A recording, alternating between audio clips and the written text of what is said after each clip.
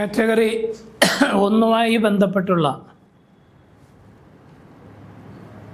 ഒരു ചോദ്യ പേപ്പറിൻ്റെ ചർച്ചയിലേക്ക്, അതായത് 2023 ഒക്ടോബറിൽ നടന്ന പരീക്ഷയുടെ ചോദ്യപേപ്പറാണ്. അതിൻ്റെ വിശകലനത്തിലേക്ക് നമുക്ക് കടക്കാം. അത്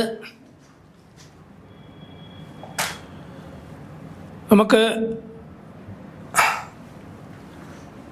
ഇവിടെ ഗദ്യഭാഗം വായിച്ച് 95 വരെയുള്ള ചോദ്യങ്ങൾക്ക് ഏറ്റവും ശരിയായ ഉത്തരം തിരഞ്ഞെടുത്ത് എഴുതുക.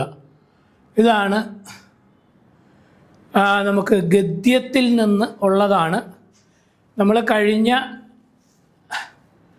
ഒരെണ്ണത്തിൽ ഗദ്യവും ഒരെണ്ണത്തിൽ പദ്യവും പൂർണ്ണമായിട്ട് നമ്മൾ ചെയ്തതാണ്. അത് മനസ്സിലാക്കി അതനുസരിച്ചിട്ട് നമ്മൾ ഈ ഗദ്യ ഭാഗം നന്നായിട്ട് വായിച്ച് ഒരു 1-2 തവണയെങ്കിലും വായിക്കണം. വായിക്കുമ്പോഴേ നമുക്ക് അതിലെ പദങ്ങളുമായിട്ടൊരു അടുപ്പം വരും. ചോദ്യം വായിക്കുമ്പോൾ ആ ചോദ്യത്തിലെ പദങ്ങൾ ഇന്ന സ്ഥലത്ത് കിട്ടുമെന്ന് നമുക്കൊരു ഉറപ്പും കിട്ടും. അപ്പോൾ അതാണ് നമ്മൾ അറിഞ്ഞിരിക്കേണ്ട ഒരു കാര്യം. അപ്പോൾ അത് നമ്മൾ അങ്ങനെ നോക്കി അങ്ങോട്ട് ചെയ്താൽ മതി. ഇതിനകത്തിപ്പം വരുന്നത് 91 മുതൽ 95 വരെയുള്ള ചോദ്യങ്ങൾ. അപ്പോൾ ഇവിടെ പരീക്ഷണോന്മുഖമായ ഒരു സാഹിത്യ രൂപത്തെ, ചരിത്രാഖ്യായികയെ അംഗീകാരമുള്ള ഒരു ശാഖയായി പ്രതിഷ്ഠിക്കുകയും അതിനൊരു ആസ്വാദക ലോകത്തെ ഉയർത്തിക്കൊണ്ടുവരികയും ചെയ്ത വ്യക്തി എന്ന നിലയിൽ CV രാമൻപിള്ള നിത്യസ്മരണീയനാണ്. മനുഷ്യൻ്റെ ഉത്തമ രുചികളെ പ്രീണിപ്പിക്കേണ്ട സാഹിത്യാദി കലകളുടെ തത്വങ്ങൾ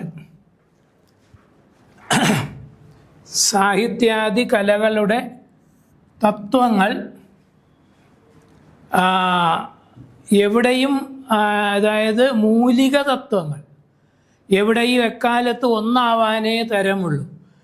ഈ ഇതെടുത്തിട്ട് അതിനകത്തു നിന്നും വരുന്ന ചോദ്യങ്ങളുടെ ഉത്തരം കണ്ടെത്തുക, അത് എഴുതുക.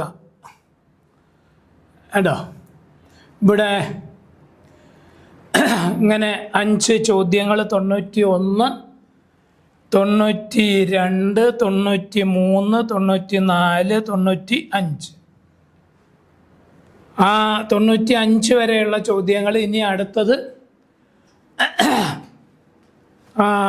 പിന്നെ കവിതാഭാഗം വായിച്ച് 96 മുതൽ 100 വരെയുള്ള ചോദ്യങ്ങൾ. കേട്ടോ, ഇവിടെ മണ്ണിൽ നിന്നൊരു പൂവ് നിർമ്മിച്ചു പ്രകൃതിയാൾ, കണ്ണിനും കരളിനും കുളിർമയരുളുവാൻ എന്ന് പറഞ്ഞു വരുന്ന ഒരു കവിതാഭാഗമാണ്. കേട്ടോ, പൂവുകൾക്ക് മീതെ പാഞ്ഞു പോയത് എന്താണ് എന്നാണ് ചോദ്യം. ആദ്യത്തത് കാലത്തിൻ തരംഗങ്ങൾ ആണ് പാഞ്ഞു പോയത്. അദൃശ്യമായിട്ട് പാഞ്ഞു പോയത് കാലത്തിൻ്റെ തരംഗങ്ങൾ അല്ലെങ്കിൽ കാലപ്രവാഹം. അതാണ് ഇവിടെ ഉദ്ദേശിക്കുന്നത്. ഇവിടെ പറയുന്നുണ്ട്, കാമനീയകമേലും 2 പൂവിനും മീതെ കാലത്തിൻ തരംഗങ്ങൾ പാഞ്ഞുപോയി അദൃശ്യമായി എന്ന് പറയുന്നുണ്ട്. അപ്പോൾ അതാണ് ഇവിടെ പൂവുകൾക്ക് മീതെ പാഞ്ഞുപോയത് കാലപ്രവാഹമാണ്. ഇങ്ങനെ എല്ലാറ്റിൻ്റെയും ഉത്തരം കണ്ടെത്തുകയാണ് നമ്മൾ ചെയ്യേണ്ടത്. ഇങ്ങനെ 2 ചോദ്യം 10 മാർക്കാണ് ഇതിനകത്ത് കിട്ടുക.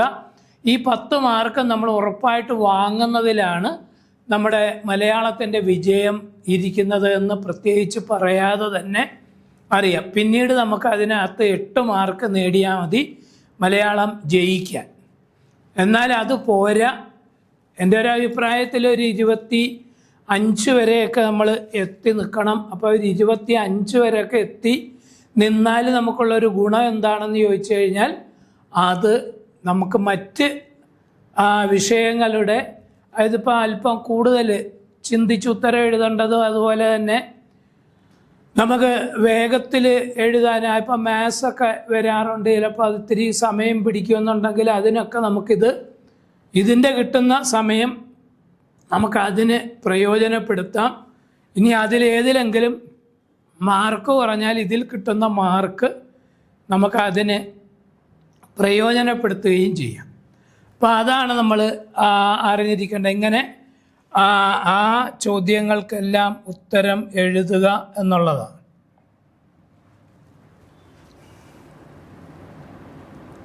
ഇനി വരുന്നത് 101. ബുദ്ധിയുടെ ബഹുമുഖങ്ങളിൽ അമൂർത്ത ചിന്തനത്തിന് സഹായമാകുന്നത് ഏത്? അമൂർത്ത ചിന്തനത്തിന് സഹായമാകുന്ന ബുദ്ധിയാണ് യുക്തിചിന്താപരവും ഗണിതപരവുമായ ബുദ്ധി. ഭാഷാപരമായ ബുദ്ധി, ഭാഷാപരമായിട്ടുള്ള കഴിവുകളാണ് ദൃശ്യസ്ഥലപര ബുദ്ധി, സ്ഥാനനിർണയവും ബിംബങ്ങളുടെ വ്യാഖ്യാനവും ഒക്കെ ആയിട്ട് ബന്ധപ്പെട്ടുള്ള ബുദ്ധിയാണ്. പിന്നീട് അടുത്തത് വരുന്ന ആന്തരിക വൈയക്തിക ബുദ്ധി നമ്മളെ ഉയർച്ചയിലേക്ക് നയിക്കുന്ന ബുദ്ധി ആണ്. യുക്തിചിന്താപരവും ഗണിതപരവുമായ ബുദ്ധിയാണ് കാര്യങ്ങൾ ക്രമബദ്ധമായി അവതരിപ്പിക്കുന്നതിനും അമൂർത്ത ചിന്തനത്തിനും നമ്മെ സഹായിക്കുന്ന ബുദ്ധിയാണ് യുക്തിചിന്താപരവും ഗണിതപരവുമായ ബുദ്ധി. അപ്പോൾ ബുദ്ധിയുടെ ബഹുമുഖങ്ങളിൽ അമൂർത്ത ചിന്തനത്തിന് നമ്മളെ സഹായിക്കുന്ന ബുദ്ധി യുക്തിചിന്താപരവും ഗണിതപരവുമായ ബുദ്ധിയാണ്. ഇനി 102ാമത്തെ ചോദ്യം, താഴെ പറയുന്നവയിൽ സാമ്പ്രദായിക പരീക്ഷാരീതിയുടെ സവിശേഷത ഏത്? സാമ്പ്രദായിക പരീക്ഷാരീതിയുടെ സവിശേഷത: കുട്ടിയുടെ സൃഷ്ടിപരത മുഖ്യമായി പരിഗണിക്കുന്നു. വ്യക്തികൾക്ക് റാങ്ക് നൽകി താരതമ്യം ചെയ്യുക എന്നത് പ്രധാന ലക്ഷ്യമാകുന്നു. കുട്ടികളിൽ വികസിക്കേണ്ട യഥാർത്ഥ ജീവിതശേഷികളെ പരിഗണിക്കുന്നു. ഓരോ കുട്ടിയുടെയും വായനയിലെ ശക്തി ദൗർബല്യങ്ങൾ കണ്ടെത്താൻ ശ്രമിക്കുന്നു. സാമ്പ്രദായിക പരീക്ഷാരീതിയുടെ സവിശേഷതയായിട്ട് നമുക്കെടുത്ത് പറയാവുന്നത് പിന്നെ കുട്ടികളിൽ വികസിക്കേണ്ട യഥാർത്ഥ ജീവിതശേഷികളെ പരിഗണിക്കുകയാണ് താഴെ പറയുന്നതിലൂടെ സാമ്പ്രദായിക പരീക്ഷാരീതിയുടെ സവിശേഷതയായിട്ട് നമുക്ക് എടുക്കേണ്ടത്. ഇനി അടുത്തത്, ഒരു വെടിക്ക് രണ്ട് പക്ഷി. വെടിക്ക് അല്ല, നമ്മളതിപ്പോൾ ഉപയോഗിക്കുമ്പോൾ ഇങ്ങനെ തന്നെ ഉപയോഗിക്കും. വെടിക്ക്, ഒരു വെടിക്ക് രണ്ട് പക്ഷി എന്ന പ്രയോഗത്തിലൂടെ വ്യക്തമാക്കുന്ന ശരിയായ ആശയം: ഒരു പ്രവൃത്തി കൊണ്ട് ഒന്നിലധികം ലക്ഷ്യങ്ങൾ സാധിക്കൽ. ദുഷ്ടത ചെറുതായാലും പ്രത്യാഘാതം വലുതായിരിക്കും. വിജയത്തിന് പിന്നാലെ തോൽവിയും ഉണ്ടാകാം.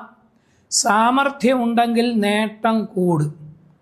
അപ്പോൾ ഒരു വെടിക്ക് രണ്ട് പക്ഷി എന്ന് പറയുമ്പോൾ ഒരു പ്രവൃത്തി കൊണ്ട് ഒന്നിലധികം ലക്ഷ്യങ്ങൾ സാധിക്കുന്നതാണ് അതിലൂടെ ഉദ്ദേശിക്കുന്നത്. ഒരു പ്രവൃത്തി കൊണ്ട്. അതുപോലെ വരുന്ന മറ്റൊരു ചൊല്ലാണ് അങ്കവും കാണാം താളിയും ഒടിക്കുക. ഒരു ഒറ്റ ഇതിൽ രണ്ട് ലക്ഷ്യം നേടുക എന്ന് വരുന്നതാണ് അത്. ഇവിടെയും അതാ ഒരു വെടിക്ക് രണ്ട് പക്ഷി എന്ന് പറയുന്നത് അതേ ആശയം തന്നെയാണ് വരുന്നത്. ഒരു പ്രവൃത്തി കൊണ്ട് ഒന്നിലധികം ലക്ഷ്യങ്ങൾ സാധിക്കൽ, അതാണ് അങ്കവും കാണാം താളിയൊടിക്കുക. ഒറ്റ യാത്രയിൽ രണ്ട് കാര്യങ്ങൾ നേടുക, അല്ലെങ്കിൽ ഒരേ പ്രവൃത്തി കൊണ്ട് രണ്ട് കാര്യങ്ങൾ നേടുക എന്നുള്ള അതേ അർത്ഥം തന്നെയാണ് കിട്ടുക. ഇനി നമുക്ക് അടുത്തത് നോക്കേണ്ടത് അന്ധകാരനഴി ഏത് വിഭാഗത്തിൽപ്പെടുന്ന കൃതിയാണ്? അന്ധകാരനഴി എന്ന് പറയുന്നത് നോവൽ എന്ന് പറയുന്ന വിഭാഗത്തിൽ പെടുന്ന കൃതിയാണ്. അന്ധകാരനഴി അടിയന്തരാവസ്ഥയുടെ കാലഘട്ടത്തിലുള്ള ചില പ്രശ്നങ്ങളൊക്കെ വീണ്ടും ഒന്ന് പരിശോധിക്കുന്ന ഒരു നോവലാണ് ഈ അന്ധകാരനഴി. ഇത് രചിച്ചത് ഇ സന്തോഷ് കുമാറാണ്. ഈ സന്തോഷ് കുമാറിൻ്റെ ഇതിൽ ഈ ശിവൻ എന്ന കഥാപാത്രമാണ് പ്രധാന കഥാപാത്രമായിട്ട് വരുന്നത്. അന്ധകാരനഴി നോവലാണ് ഇത്. ഇനി 105 ചെറിയ കാലയളവിൽ നടപ്പാക്കിയ പഠന പ്രവർത്തനങ്ങളുടെ വിലയിരുത്തലിലൂടെ രൂപീകരിക്കപ്പെട്ട വിവരങ്ങളെ അടിസ്ഥാനമാക്കി ടീച്ചർ തയ്യാറാക്കുന്ന ചർച്ചാരേഖ ഏത്? അതെന്ന് പറയുമ്പം അത് ചെറിയ കാലയളവിൽ നടപ്പാക്കിയ പഠന പ്രവർത്തനങ്ങളുടെ വിലയിരുത്തലിലൂടെ രൂപീകരിക്കപ്പെട്ട വിവരങ്ങളെ അടിസ്ഥാനമാക്കി എന്നുവെച്ചാൽ ഒരു പീരീഡ് കൊണ്ട് പഠിപ്പിച്ച് കഴിയുന്ന ഭാഗം അതിനെ അടിസ്ഥാനമാക്കി ടീച്ചർ തയ്യാറാക്കുന്ന ചർച്ചാരേഖയ്ക്കാണ് നമ്മൾ റിഫ്ലക്ഷൻ നോട്ട് എന്ന് പറയുന്നത്. അതിൻ്റെ ഇതിൻ്റെ പാഠാസൂത്രണത്തിൻ്റെ അവസാനത്തിൽ ക്ലാസ് കഴിഞ്ഞ് അധ്യാപികയ്ക്ക് ക്ലാസ്സിൽ നിന്ന് ലഭിച്ചിട്ടുള്ള വിലയിരുത്തലിൻ്റെ അടിസ്ഥാനത്തിൽ ടീച്ചർ തയ്യാറാക്കുന്ന നോട്ട്സിനാണ് നമ്മൾ റിഫ്ലക്ഷൻ നോട്ട് എന്ന് നമ്മൾ പറയുന്നത്.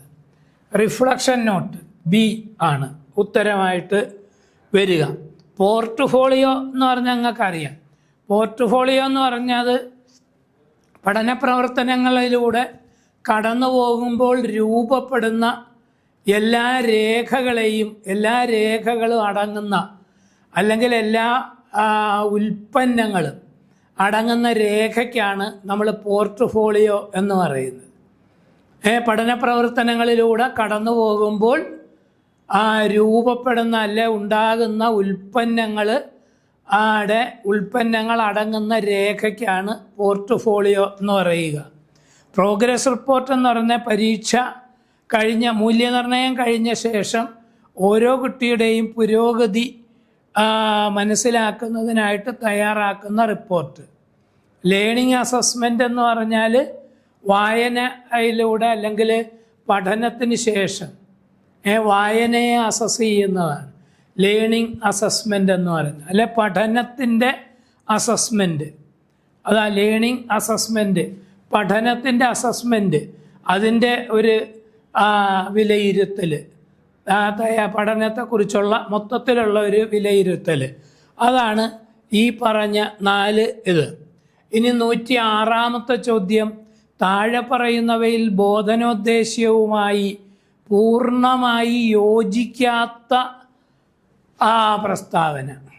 താഴെ പറയുന്നതിൽ എന്തുമായിട്ട് ബന്ധപ്പെട്ട്, അതായത് ബോധനോദ്ദേശ്യം, അതായത് പഠന നേട്ടം, അതാണ് ബോധനോദ്ദേശ്യം, അതുമായിട്ട് ബന്ധപ്പെട്ട് പൂർണ്ണമായി യോജിക്കാത്ത പ്രസ്താവന. പഠിതാക്കൾ ഏത് ലക്ഷ്യത്തിലേക്കാണോ പുരോഗമിക്കുന്നത് അവയാണ് ബോധനോദ്ദേശ്യങ്ങൾ. ബോധനത്തിലൂടെ പഠിതാവിനുണ്ടാകുന്ന മാറ്റമാണ് ബോധനോദ്ദേശ്യം. അധ്യാപനത്തിലൂടെ എന്ത് നേടാൻ ഉദ്ദേശിക്കുന്നു എന്ന പ്രസ്താവനയാണ് ബോധനോദ്ദേശ്യം. ഓരോ വിദ്യാർത്ഥിയും ഭാവിയിൽ ആരാകണമെന്ന് നിശ്ചയിച്ച് രേഖപ്പെടുത്തുന്ന അതാണ് ബോധനോദ്ദേശ്യം കേട്ടോ. പിന്നെ ഇതിന് ഉത്തരം പറയാവുന്നത് എ ആണ്. പഠിതാക്കൾ ഏത് ലക്ഷ്യത്തിലേക്കാണോ പുരോഗമിക്കുന്നത് ആ ലക്ഷ്യത്തെയാണ് നമ്മൾ ബോധനോദ്ദേശ്യങ്ങൾ എന്ന് പറയുന്ന, അല്ലെങ്കിൽ പഠന നേട്ടം, അതിലേക്ക് എത്താനാണ് കുട്ടി പഠിക്കുന്നത്. അപ്പോൾ അവിടെ ബോധനോദ്ദേശ്യങ്ങൾ കേട്ടോ. പിന്നെ പഠിതാവിനുണ്ടാകുന്ന മാറ്റമല്ല, അധ്യാപനത്തിലൂടെ എന്ത് നേടാൻ ഉദ്ദേശിക്കുന്നു എന്ന പ്രസ്താവന അല്ല, അതിനേക്കാൾ നല്ലത് മറ്റേതാണ്.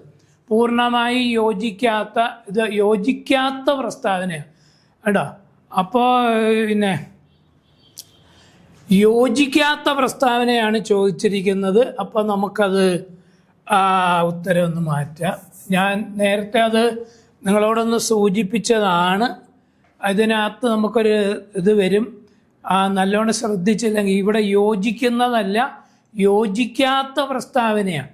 അപ്പോൾ ഇതാണ് ഡി ആണ്. ഓരോ വിദ്യാർത്ഥിയും ഭാവിയിൽ ആരാകണമെന്ന് നിശ്ചയിച്ച് രേഖപ്പെടുത്തുന്നത്. അതാണ് ഇതിനകത്ത് യോജിക്കാത്തത്. മറ്റ് മൂന്നും വേണം. ഇത് വേണ്ടാത്ത കാര്യമാണത്. അത് പെട്ടെന്ന് നമുക്കൊരു പെശക് വരാനുള്ള സാധ്യത ഇതിനകത്തുണ്ട്. അതുകൊണ്ടാണ്. ഇനി താഴെ പറയുന്നവയിൽ ഭാഷാ സമഗ്രത ദർശനത്തിൻ്റെ സമീപനങ്ങളിൽ പെടാത്തത്.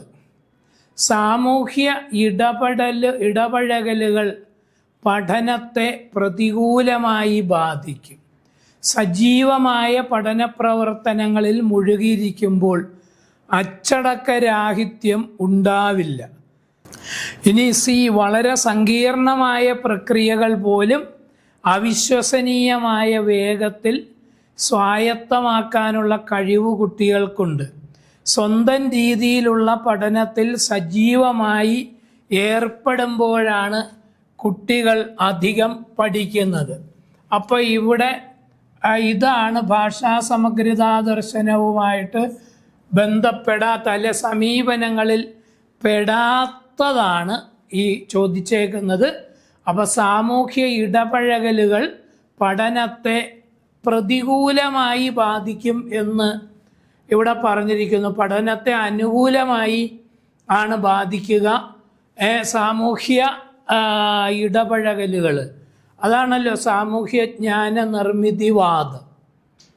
വൈഗോട്സ്കിയുടെ വാദം അതാണല്ലോ. അപ്പം ഇവിടെ ശരിയായിട്ടുള്ളത് സാമൂഹ്യ ഇടപഴകലുകൾ പഠനത്തെ പ്രതികൂലമായി ബാധിക്കും എന്നുള്ളതാണ് ഈ ഭാഷാ സമഗ്രതാ ദർശനത്തിൻ്റെ സമീപനങ്ങളിൽ പെടാത്തത്. ഇനി അടുത്ത താഴെ കൊടുത്തിരിക്കുന്നവയിൽ പാഠപുസ്തകങ്ങൾക്കുണ്ടായിരിക്കേണ്ട മികവുകളിൽ ഉൾപ്പെടാത്തതേത്? വിവിധ സാഹചര്യങ്ങളിൽ വ്യത്യസ്തമായ ആവശ്യങ്ങൾ നിറവേറ്റാൻ ഉതകും വിധം വഴക്കമുള്ളതാകണം. ബി, കുട്ടികൾക്ക് സ്വന്തം നിലയിലും സ്വന്തം വേഗതയിലും പാഠപുസ്തകവുമായി സംവദിക്കാൻ കഴിയണം. ഇനി സി, പാഠപുസ്തകം കൂട്ടിച്ചേർക്കലുകൾക്കോ ഒഴിവാക്കലുകൾക്കോ പഴുതില്ലാത്തതാവണം. ഇനി ഡി, സ്വീകരിക്കുന്ന വ്യക്തി എന്ന നിലയിൽ നിന്ന് സൃഷ്ടാവിൻ്റെ പദവിയിലേക്ക്, സൃഷ്ടാവല്ല അവിടെ പദം സ്രഷ്ടാവ്, സ്രഷ്ടാവിൻ്റെ പദവിയിലേക്ക് കുട്ടിയെ ഉയർത്താൻ കഴിയുന്നതാകണം. അപ്പോൾ ഇവിടെ മികവുകളിൽ ഉൾപ്പെടാത്തതാണ് കേട്ടോ. അതിൽ വരുമ്പോൾ കുട്ടികൾക്ക് സ്വന്തം നിലയിലും പാഠപുസ്തകവുമായിട്ട് സംവദിക്കണം. ആദ്യത്തത് ശരിയാണ്. പിന്നെ ഇവിടെ പാഠപുസ്തകം കൂട്ടിച്ചേർക്കലുകൾക്കോ ഒഴിവാക്കലുകൾക്കോ പഴുതില്ലാത്തതാവണം. അതാണ് അതിൻ്റെ മികവുകളിൽ ഉൾപ്പെടാത്തത്. മറ്റതെല്ലാം നമുക്ക് ഏകദേശം അതിൻ്റെ മികവുകളായിട്ട് കാണാവുന്നതാണ്. സ്വീകരിക്കുന്ന വ്യക്തി എന്ന നിലയിൽ നിന്ന് സ്രഷ്ടാവിൻ്റെ പദവിയിലേക്ക് കുട്ടിയെ ഉയർത്താൻ കഴിയുന്നതാകണം പാഠപുസ്തകം. അത്രയും ഉയർന്ന ഇതിലേക്ക് കുട്ടിയെ കൊണ്ടുപോകണം. പിന്നീട് വരുന്നതെന്ന് പറയുന്നത് കുട്ടി സ്വന്തം നിലയിലും സ്വന്തം വേഗതയിലും സംവദിക്കാൻ കഴിയണം.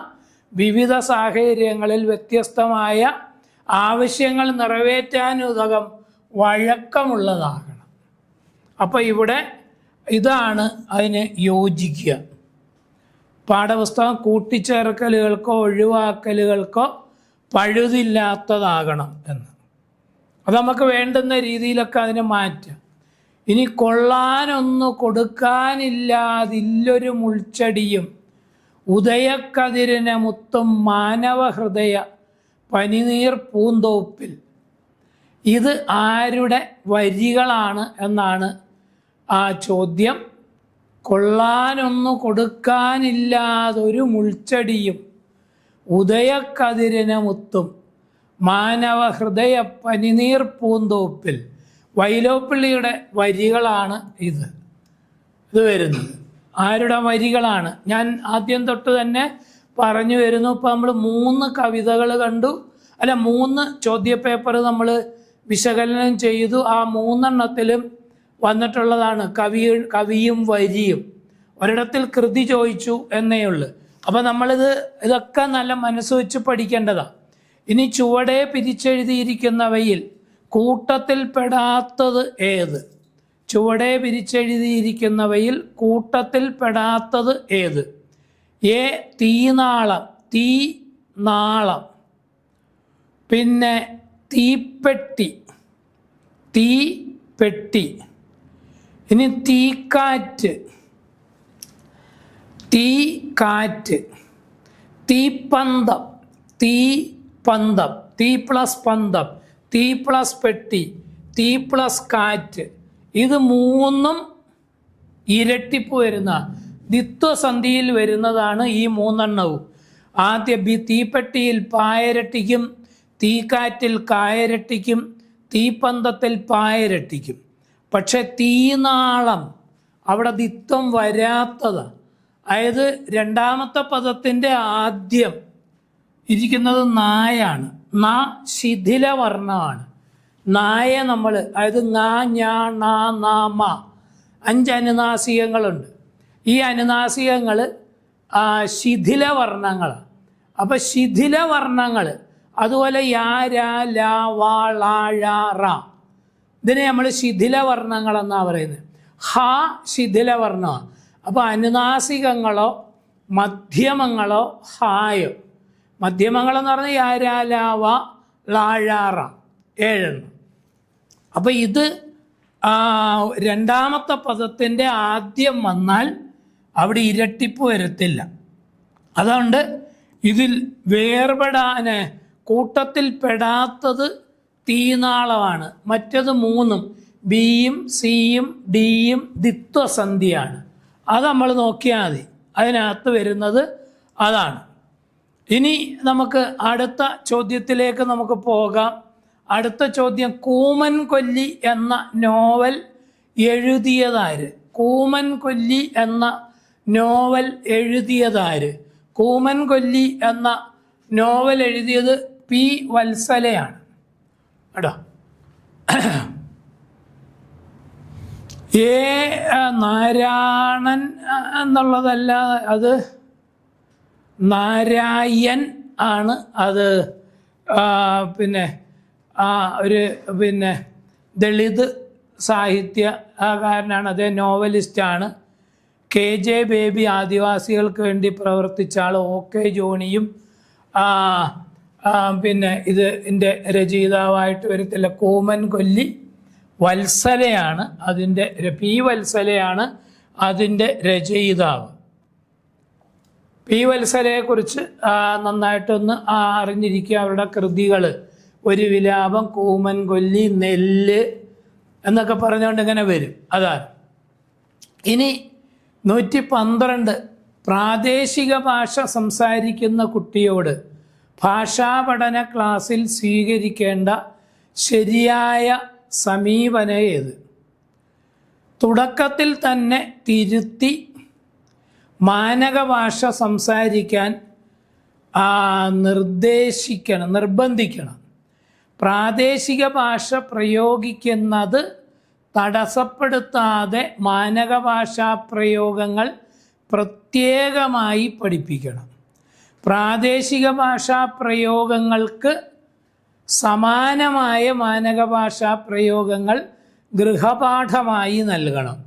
ഭാഷാപ്രയോഗത്തിൽ ആത്മവിശ്വാസം വന്നെന്നുറപ്പായ ശേഷം മാനക ഭാഷ പരിചയപ്പെടാനും ആവശ്യാനുസരണം പ്രയോജനപ്പെടുത്താനും അവസരം നൽകണം. അതാണ് അതിൻ്റെ ഉത്തരമായിട്ട് വരിക. അല്ലാതെ പ്രാദേശിക ഭാഷ അല്ലെ മാതൃഭാഷ പ്രയോഗിക്കുമ്പം അതിൽ കുട്ടിയെ നിരാശപ്പെടുത്താതെ നിരുത്സാഹപ്പെടുത്താതെ അത് തുടരുന്നതോടൊപ്പം തന്നെ അത് തുടർന്ന് ഭാഷാപ്രയോഗത്തിൽ കുട്ടിക്ക് സ്വയം ഒരു വിശ്വാസം ജനിക്കുമ്പോൾ, ആത്മവിശ്വാസം ജനിക്കുമ്പോൾ നമുക്ക് എന്ത് ചെയ്യാം? ആ മാനക ഭാഷ പരിചയപ്പെടാൻ. മാനക ഭാഷ എന്ന് പറഞ്ഞാൽ സ്റ്റാൻഡേർഡ് ലാംഗ്വേജ് എന്നാണ് പറയുന്നത്. അതായത് ഒരു പ്രാദേശിക ഭേദങ്ങൾ, പ്രാദേശിക ഭാഷകൾ നമ്മുടെ കേരളത്തിൽ ഉടനീളം തെക്കൻ ഭാഷയും വടക്കൻ ഭാഷയും മധ്യ കേരളത്തിലെ ഭാഷയും ഇങ്ങനെ പല സ്ഥലങ്ങളിലും ഭാഷാഭേദങ്ങൾ ധാരാളമുണ്ട്. അപ്പോൾ അങ്ങനെയുള്ള ഭാഷാഭേദങ്ങൾ സംസാരിക്കുന്ന, ഇപ്പോൾ വയനാട്ടിൽ ചെന്ന് കഴിഞ്ഞാൽ വയനാട്ടിൽ ഗിരിവർഗക്കാരായിട്ടുള്ള കുട്ടികളുണ്ട്. അപ്പോൾ അവർ കൂടുതലും സംസാരിക്കുന്നത് ആ ഗിരിവർഗക്കാരുടെ ഭാഷയായിരിക്കും. ആലപ്പുഴ കടലോരത്തോനൊക്കെ സമീപത്തേക്ക് ചെന്ന് കഴിഞ്ഞാൽ അവിടെയൊക്കെ മുക്കുവരുടെ ഭാഷ സംസാരിക്കുന്ന ആളുകൾ ധാരാളമുണ്ട്. അപ്പോൾ ഇവരെയൊക്കെ ആ പ്രാദേശിക ഭാഷ സംസാരിക്കുന്നതിൽ നിന്നും നിരുത്സാഹപ്പെടുത്തരുത്. അവർക്ക് എന്ത് ചെയ്യുക, അതിലൂടെ അവർക്ക് ആ ഭാഷാ പ്രയോഗത്തിനെ കുറിച്ച് ആത്മവിശ്വാസം ഉണ്ടാവണം. ഉണ്ടായി കഴിഞ്ഞ ശേഷം മാനക ഭാഷ പരിചയപ്പെടാനോ അത് ഉപയോഗിക്കാനോ അവരെ ശീലിപ്പിക്കണം. ഇനി സമഗ്രതയിൽ നിന്ന് ഘടകങ്ങളിലേക്ക് എന്ന രീതിയിലുള്ള ഭാഷാ പഠന മാതൃക ഏത്? കേട്ടോ, സമഗ്രതയിൽ നിന്ന് ഘടകങ്ങളിലേക്ക് എന്ന രീതിയിലുള്ള ഭാഷാ പഠന മാതൃക ബി ആണ്.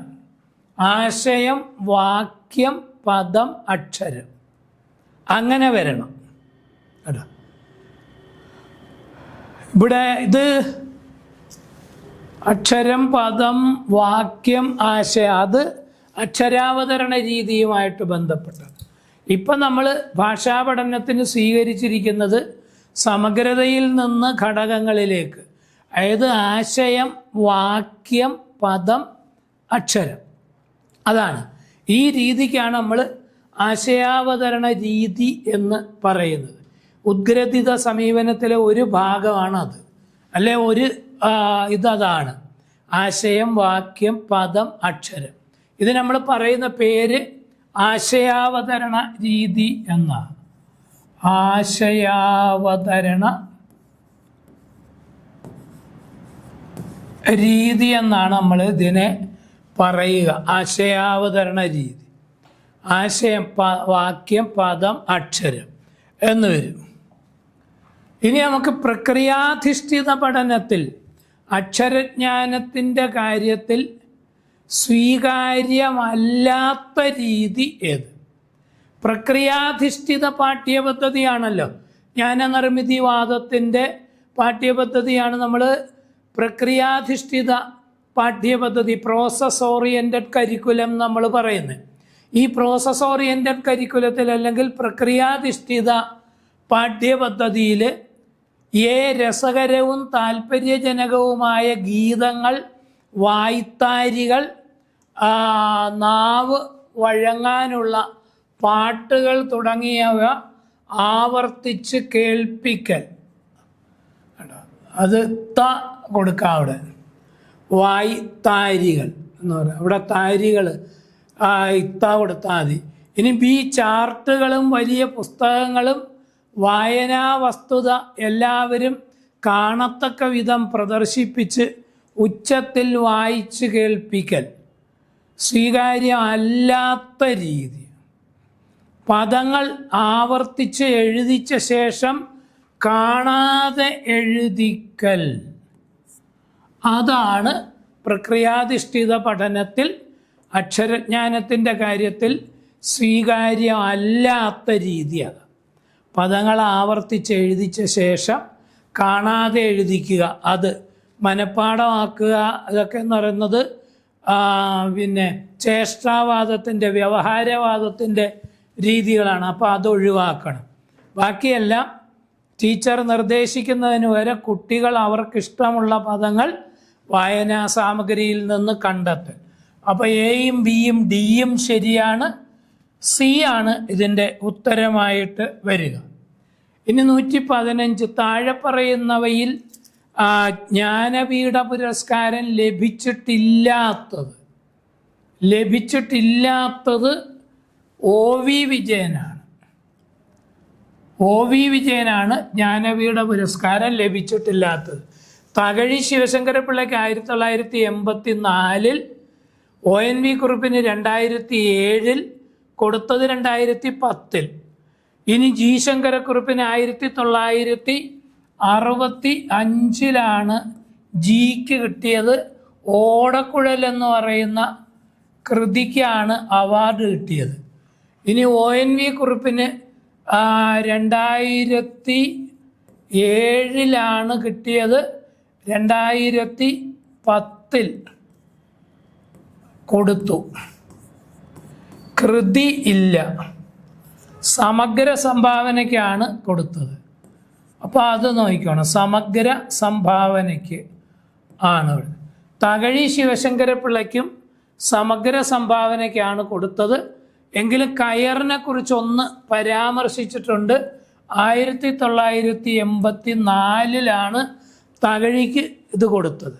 കയറിനെ കുറിച്ചൊരു ചെറിയ സൂചന പറയുന്നുണ്ട്. പക്ഷേ അദ്ദേഹത്തിൻ്റെ മലയാള ഭാഷയ്ക്കും സാഹിത്യത്തിനും നൽകിയ സമഗ്ര സംഭാവന പരിഗണിച്ചിട്ടാണ് തകഴിക്ക് ജ്ഞാനപീഠം കൊടുത്തത്. തകഴി മുതൽ അങ്ങനെ ജി ശങ്കരക്കുറുപ്പിനും SK പൊറ്റക്കാടിനെ കൃതിക്ക് കിട്ടിയിട്ടുള്ളു. ജി ശങ്കരക്കുറുപ്പിന് 1965 ഓടക്കുഴലിന്, SK പൊറ്റക്കാടിന് 1980 ഒരു ദേശത്തിൻ്റെ കഥയ്ക്ക് ജ്ഞാനപീഠ പുരസ്കാരം കിട്ടി. പിന്നീട് കിട്ടിയവരിൽ ഇവിടെ വരാത്തത് അക്കിത്തമാണ് ഒന്ന്. തകഴി പിന്നെ MT ആണ് വേറൊരാൾ. തകഴിക്കെന്ന് പറയുമ്പോൾ തകഴിയല്ല, MTക്ക് കിട്ടിയ സമഗ്ര സംഭാവന 1995 MTക്ക് കിട്ടിയത്. പിന്നീട് അതിനകത്ത് കിട്ടാനുള്ളത് കിട്ടിയത് അക്കിത്തത്തിനാണ്. അക്കിത്തത്തിനും സമഗ്ര സംഭാവനയാണ് കിട്ടിയത് 1919. ഇവർ രണ്ടുപേരും സമഗ്രമാണ്. അതായത് പിന്നെ തകഴി മുതലാണ് ശരിക്കും ഈ സമഗ്ര സംഭാവനയ്ക്ക് ഈ അവാർഡ് കൊടുത്തത് കേട്ടോ. ഇതൊന്ന് ശ്രദ്ധിച്ചോണ്ടാൽ മതി. ഇനി ചുവടെ കൊടുത്തിട്ടുള്ളവയിൽ ശരിയായ പദം ഏത്? അധ്യയനം തെറ്റ്, അധ്യയനം തെറ്റ്, അധ്യയനം തെറ്റ്, അധ്യയനം, അതാണ് ശരി. അധ്യയനം കേട്ടോ. അധ്യയന ദിവസം, പഠിപ്പുള്ള ദിവസം എന്നുള്ള അർത്ഥത്തിൽ നമ്മൾ പ്രയോഗിക്കുന്ന അധ്യയനം, അതാണ് പറഞ്ഞത്. ഇനി അടുത്തത് 117. സ്വാഗതം കുഞ്ഞിക്കാറ്റേ, പൊന്നിളം കാറ്റേ, നിന്റെ ആഗമം പ്രതീക്ഷിച്ചു തന്നെ ഞാൻ ഇരിക്കുന്നു. ഇവിടെ സ്വാഗതം കുഞ്ഞിക്കാറ്റേ, പൊന്നിളം കാറ്റേ, നിന്റെ ആഗമം പ്രതീക്ഷിച്ചു തന്നെ ഞാൻ ഇരിക്കുന്നു. അവിടെയാണ് ഇതാണ് വരി. ഈ വരി ഒരുമിച്ച് വരുമ്പോഴാണ് നമുക്ക് ഈ പ്രശ്നം വരിക. നമ്മൾ അത് നോക്കി കണ്ടുപിടിക്കാൻ നമുക്ക് ചെറിയൊരു ബുദ്ധിമുട്ട് തോന്നും. എങ്കിലും നമുക്ക് ഏകദേശം ഇത് ഗായല്ലേ, ഇവിടെ ആഗമം, ഇവിടെയും ഗായ, ദ്വിതീയാക്ഷര പ്രാസം വെച്ചിട്ട് നമുക്കത് കൃത്യമായിട്ട് നിർണയിക്കാൻ പറ്റും. രണ്ടാമത്തെ അക്ഷരം ആവർത്തിച്ച് വരുന്നത്, അത് വെച്ചിട്ട് നമുക്ക് അത് കണ്ടെത്താം. ഇനി ഇതിൻ്റെ പിന്നെ സമാന താളമുള്ള വരിയാണ് വേണ്ടത്. നമുക്ക് നോക്കാം.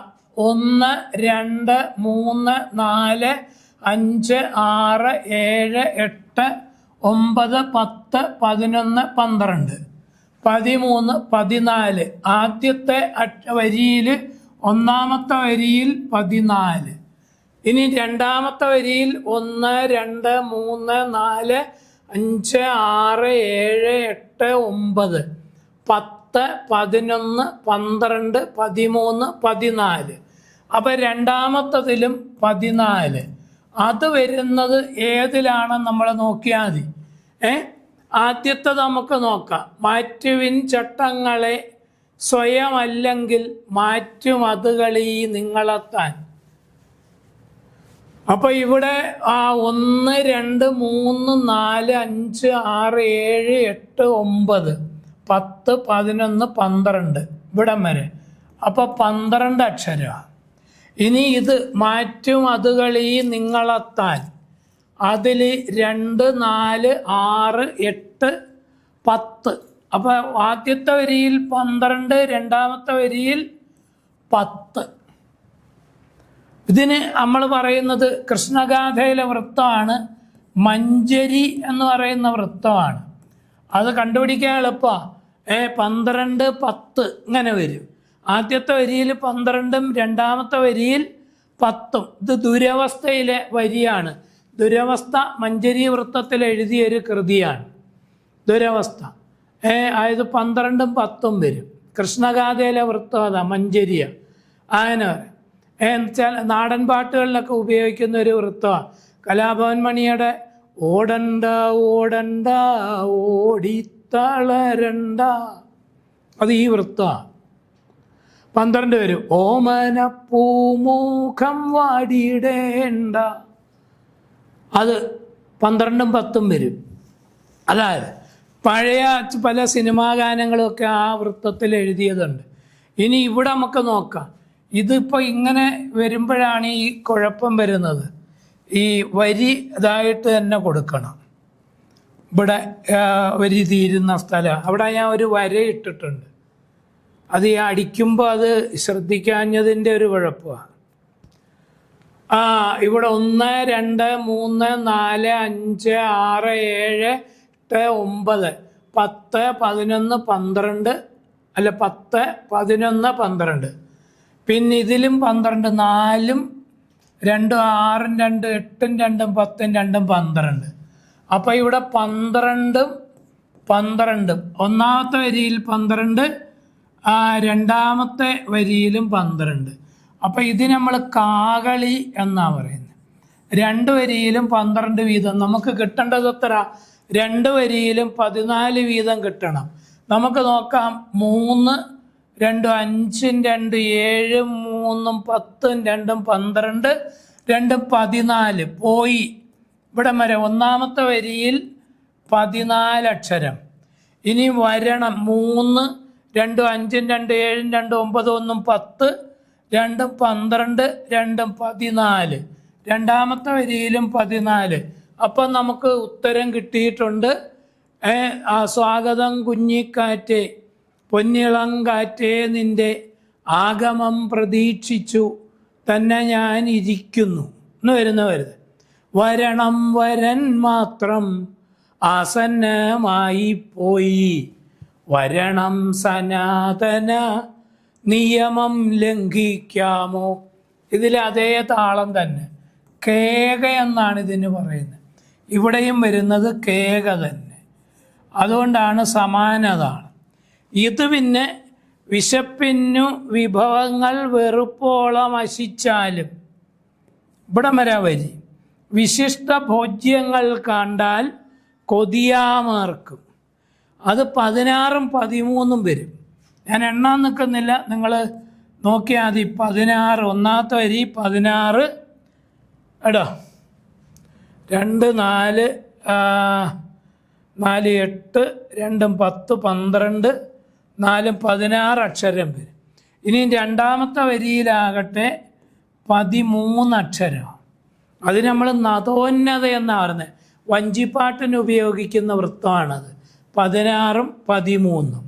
അപ്പം ഇത് വെച്ചിട്ട് നമുക്ക് കണ്ടുപിടിക്കും. നമ്മൾ കാകളി കേൾക്കാമെന്നൊന്നും നമ്മൾ അറിഞ്ഞിരിക്കേണ്ട. നമ്മൾ സമാനതാളം കണ്ടെത്തുന്നത് നമുക്ക് തരുന്ന ആ വരികളുടെ അതേ എണ്ണത്തിൽ അക്ഷരസംഖ്യ വരുന്നത് ഏതാണോ അതാണ് സമാനതാളം. അതങ്ങനെ അങ്ങ് നോക്കിയാൽ മതി.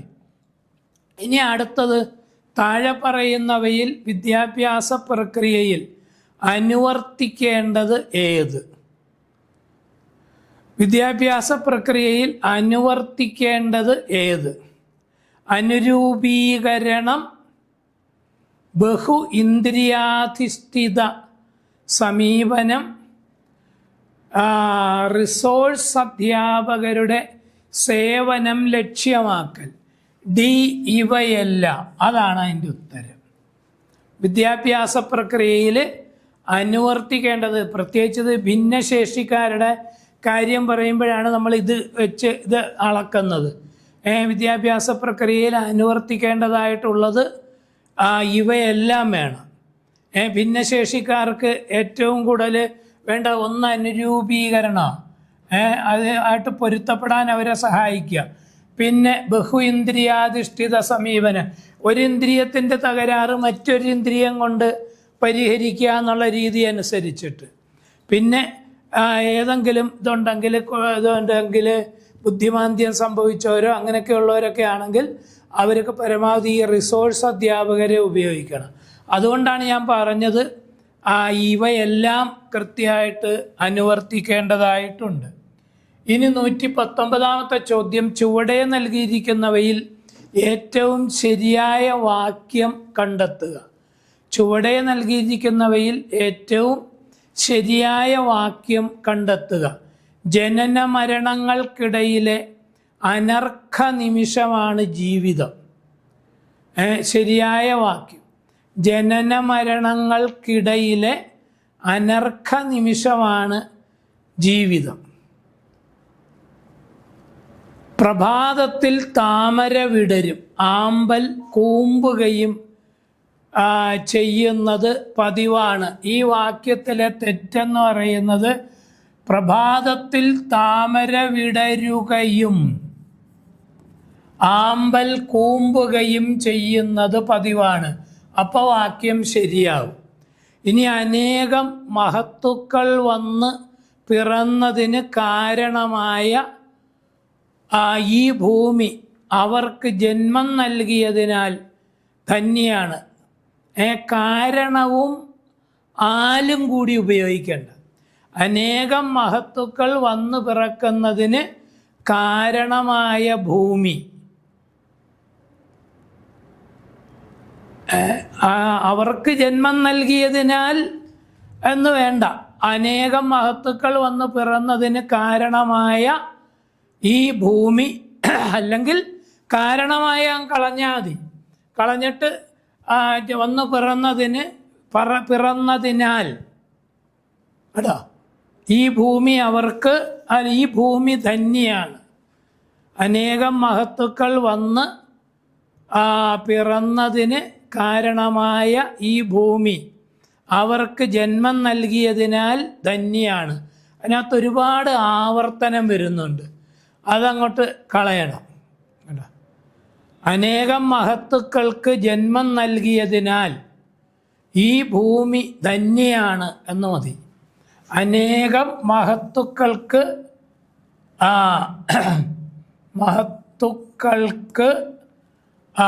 ജന്മം നൽകിയതിനാൽ, ഈ അവർക്ക് വേണ്ട, അനേകം മഹത്തുക്കൾക്ക് ജന്മം നൽകിയതിനാൽ എന്ന് മതി. ഈ ഭൂമി ധന്യയാണ്, അല്ലെങ്കിൽ ഭൂമി ധന്യയാണ്, അങ്ങനെ മതി. ഇനി ആശ്രമ കവാടത്തിൽ നിന്ന തേജസാർന്ന രൂപം കണ്ട ഭക്തനെ, അത് വേണ്ട, അത് തെറ്റാണ്. തേജസാർന്ന രൂപം കണ്ട് ഭക്തൻ കോരിത്തരിച്ചു എന്ന് വേണം, ഇപ്പോഴത് ശരിയാണ്. ഇതാണ് കറക്റ്റായിട്ടുള്ള വാക്യം. ജനന മരണങ്ങൾക്കിടയിലെ അനർഘ നിമിഷമാണ് ജീവിതം. നല്ല കൃത്യമായ സെൻറ്റൻസാണ്. അപ്പോൾ ഇതാണ് നമ്മൾ വാക്യശുദ്ധി. ഞാൻ പറഞ്ഞു പദശുദ്ധി, വാക്യശുദ്ധി എല്ലാറ്റിലും വരുന്നുണ്ട് ഇപ്പോൾ. ഇനി ഗുരുഭക്തി എന്ന പദത്തിൻ്റെ വിഗ്രഹാർത്ഥം ഏത്? ഗുരുവും ഭക്തിയും, ഗുരുവിൻ്റെ ഭക്തി, ഗുരുവാലുള്ള ഭക്തി, ഗുരുവിനോടുള്ള ഭക്തി, അതാണ് ശരി. ഗുരുവിനോട് നമുക്കുള്ള ഭക്തിയാണ് ഗുരുഭക്തി, അല്ല ഗുരുവിൻ്റെ ഭക്തിയല്ല. ഗുരുവിന് നമ്മളോട് ഭക്തി വരണോ? വേണ്ടല്ലോ. ഗുരുവും ഭക്തിയും അത് പറഞ്ഞാൽ അത് രണ്ടിനും തുല്യ പ്രാധാന്യം വരും. അതില്ല ഇവിടെ തുല്യ പ്രാധാന്യം വരേണ്ട കാര്യമല്ല. ഗുരുഭക്തി, ഗുരുവിനോട് നമുക്കുള്ള ഭക്തിയാണ് ഗുരുഭക്തി. അപ്പോൾ ഇതാണ് ശരിയായിട്ട് വരിക. അപ്പം ഇത് നമ്മൾ ഇതേ കണക്ക് ഇതിനകത്ത് നിങ്ങൾ ശ്രദ്ധിക്കേണ്ട പ്രധാനപ്പെട്ട കാര്യം പഴഞ്ചൊല്ല്, ശൈലി, സന്ധി, സമാസം എല്ലാം ഇതിനകത്ത് വന്നിട്ടുണ്ട്. ഇതിനെല്ലാം നമുക്ക് ഓരോ മാർക്ക് ഷുവറായിട്ട് കിട്ടുന്നത്. അത് നോക്കി കൃത്യമായിട്ട് പഠിച്ചു വെക്കുക. പദശുദ്ധിയുണ്ട്, വാക്യശുദ്ധിയുണ്ട്, എല്ലാം ക്രമത്തിന് ഇതിൽ വന്നിട്ടുണ്ട്. അപ്പോൾ അത് വെച്ചിട്ട് നമ്മൾ കൃത്യമായിട്ട് പഠിക്കുക.